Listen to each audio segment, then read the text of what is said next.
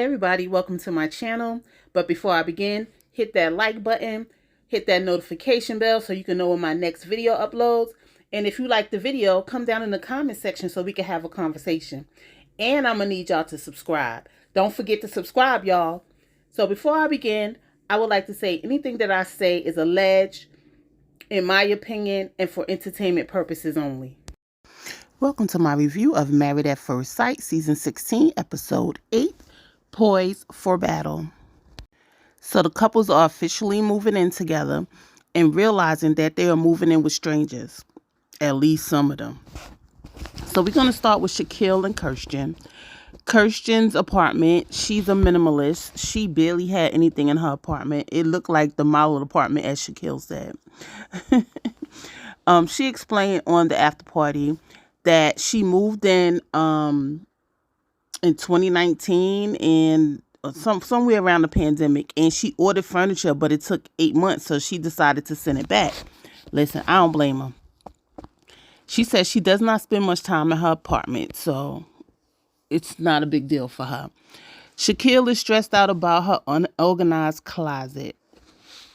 I guess they're going to work that out. They're going to figure that out. Anyway, they meet with Pastor Cal.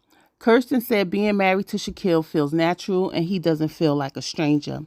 They talk about the disagreement that they had about Shaquille joking too much. And Pastor Cal said, you can live with his corny jokes. Like, you may not like him, but you can live with it. That's not a big deal. So Kirsten reiterates that she just wants more of an emotional connection to Shaquille and knows that she has to open up more to Shaquille and let that guard down.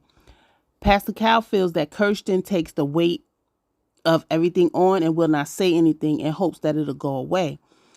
And he also says that she expects Shaquille to respond to feelings that she's having, but she has not expressed those feelings, and that's not fair. And I agree. We as women, we often do that. We feel like a man is supposed to read our mind, but you have to let them know what's going on. Shaquille feels like Kirsten always pivots the conversation back to him when they're having a conversation.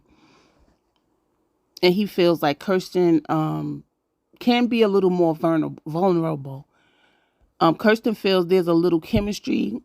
Shaquille feels like there's some chemistry, not just a little, but some. They have physical touch going on. Pastor Cal said it's the basic chemistry, and that's a start. And my question was to Kirsten, like, I wonder what does it take for her to feel the chemistry? Like, what does she need Shaquille to do? And what role are you going to play to help the chemistry along? So we move on to Clint and Gina. So we are at Gina's house. She throws out that she is not comfortable moving in with Clint right away. She does not feel like they are progressing like they should, and there is not any romance. She does not want to live together and walk on eggshells trying to see if they can get along. She feels it will pull them apart. And in my head, I'm like you signed up for this process of Married at First Sight. It's an experiment to see if the marriage could actually work. Like, you living in separate places gives you the option to opt out. Like, you need to get it together, Gina. Clint said this is a marriage. You have to be uncomfortable to figure it out and work through the challenges. Clint wants to stick it out and go through the process. To me, Gina is still feeling the way about Clint saying that slender comment. She ain't get over that yet. Although he apologized, said he didn't mean it that way, she ain't get over it. For me, I always say, what you put out, you get back. So you could call him gingery and tell him that you're not attracted to gingery people, but that's what he is. Like, come on, you can't dish it and not be able to take it, okay? So back at the apartment, Gina's still talking about not moving in and feeling forced. Clint said that they should live together for more exposure to each other, and I agree. Gina don't want to go through the motions because of the process. Then you might as well get a divorce, girlfriend. You signed up for this. Duh. Anyway, they meet with Pastor Cal. Clint said that he is a person of conviction. If he's going to do something, he's going to commit, and he wants to continue with Gina. Gina says she does not want to give up, but still feels uncomfortable moving in and feels sleeping in separate rooms will make her feel away.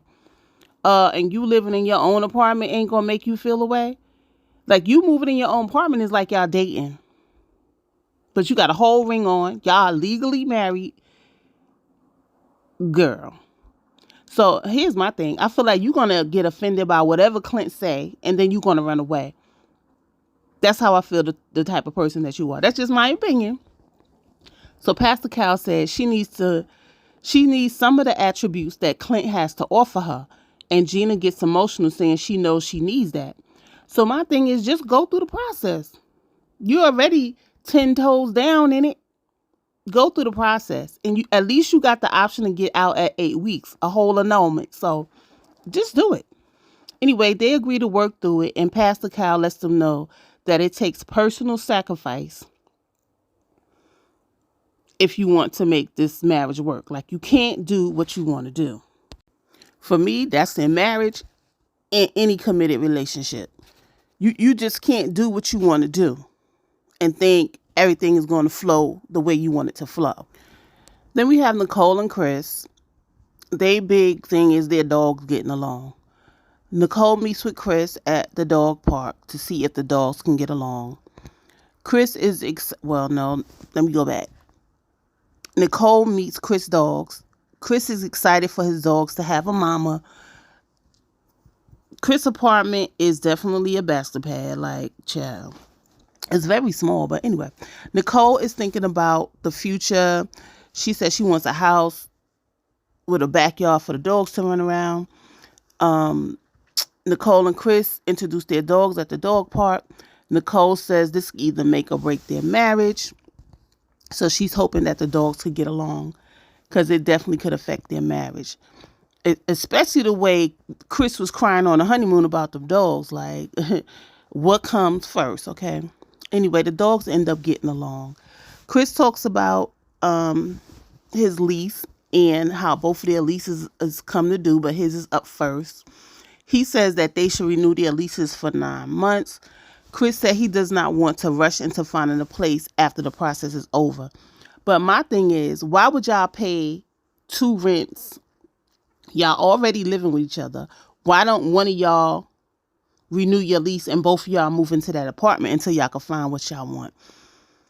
Why go back to living like y'all dating and y'all a married couple? What the heck is going on? What's going on? To me, Chris is working on what ifs. What if this happened and we don't get along and blah, blah, blah, blah, blah. But you signed up for this process. The what if is we going to work through it no matter what, because we're in a marriage. Duh. Anyway, I don't know. Child. Listen, I would have did this show in my younger years. But now, I don't know if I could do it. Anyway, Nicole is against it, but goes along. And I said big mistake, because you already sacrificed for the dogs. Like, you need to let Chris know what it is and put your foot down. Chris is getting everything he wants, but what are you getting out of it, Nicole? Nicole asks Chris every day, if it was decision day, what would it be? And right now, Chris is saying, yeah, because they in a bliss, right? So Pastor Cal advises against it, because he said, what happens when mad day come and you all don't like each other? And it becomes a tailspin in the marriage, because you're thinking something's going on with the marriage. And then y'all got to work through that, because she's asking every day, what would it be, child? Well, it seems like Nicole want to do what Nicole want to do. She set herself up for torture. Okay. And then at the end of their scenes, we found out that they were intimate together. They felt like they both looked at each other and it was time. Good for them, child. Stress relief. Okay. Jasmine and Aris. Ooh, child. Anyway, we at Jasmine's house, the house with the dogs. And I'm going to be honest, I didn't know what to expect. But her house was really nice, well maintained. And I'm sure if it smelled like dogs, Aris would have let us know in his confessionals. Okay. Because he seems to be very honest. And I could appreciate that. So they end up looking at all her crowns that she achieved. Eris get to meet the dogs, and he actually likes the puppies. I think she breeds golden doodles. Those are some cute dogs. Make me want to get a dog. Anyway, they meet with Pastor Cal. Eris said he is not attracted to his wife as she is, and that concerns him, but feels that Jasmine is nurturing and an inspiring person. Pastor Cal said he is making too much of it. Pastor Cal feel like the process is hindering him from being vulnerable. And Pastor Cal explains, like, strong people, they feel like they don't want to have people tell them what to do. And I could kind of understand that, because it seems like in this process, you have to set up scenes, to make the show. And some people probably is not ready for those scenes, but they got to do it because they signed up for it, But anyway, Jasmine says she likes his honesty and his work ethic, and makes her feel comfortable no matter what the situation is. Eris said he loves that she works with kids, that she's a role model, and that she's close to her family, and that she's a go-getter. He also gave the example that he told her that if he was to get sick and they had kids, he said he would die in peace, because he know that Jasmine would take care of his kids. And he said he found that out quick, early in the process. So Pastor Cal said that's the person he needs to get to know and fall in love with. So Pastor Cal gives Eris credit for not wanting to jump ship and still wanting to be in the process. And Eris says he agreed and feels like they matched him with the person that he needed. Then we move on to Dominique and McKinley. Dominique is still feeling away about McKinley living in the basement and that he's not settled. Dominique talked all this stuff about him not being settled at his age, but she expects him to be excited when he gets to her apartment. He also did in a confessional, like, I'm at Dominique's apartment and I'm the lonely bum person that live in the basement, something like that he said. Anyway, McKinley feels that Dominique is very critical of him living in the basement. She was not excited to be, so he was not excited to be at Dominique's apartment, and she felt a way about it. She felt that the energy was off. His energy was off, because every time you talk to him, it's something that you don't like about him. Like, my energy will be off too. Like, you basically trash this man for not being settled, but you want him to be excited. So in the car ride home back to the new apartment, he talks about Dominique not liking things about him. They talk about his dogs and how important his dogs are to him. And Dominique has not asked once about his dog. Dominique shuts that conversation down, because for her, dogs are not important. And she feels like, well, your dogs are not in Nashville. Child. And that's the part that's going to break your marriage up, because you're not considerate or compromising to his needs. So McKinley lets it be known that he came to Nashville to get a new start, to restructure his life. And, he wasn't ready to commit to getting an apartment or a house. And Dominique goes, but you commit to a marriage. Like, girl, I can't with her. So we find out that McKinley is in the cannabis business. He does well for himself. For me, it's like the freedom to move like he wants to. He want to see, where he going to set his roots. So if you got the money to move and figure out where you want to be, that's life right there. He said Dominique did not ask about his dogs, let alone anything about him. And Dominique shuts it down and says, we are not about to argue about no dogs. There are other things we need to talk about. See, right there is showing her immaturity, and it's feeling like it's my way or the highway. Okay. Back at the apartment, Dominique is not feeling McKinley energy, and she don't want to have any petty arguments. McKinley said his dogs are not petty to him. The fact that she is not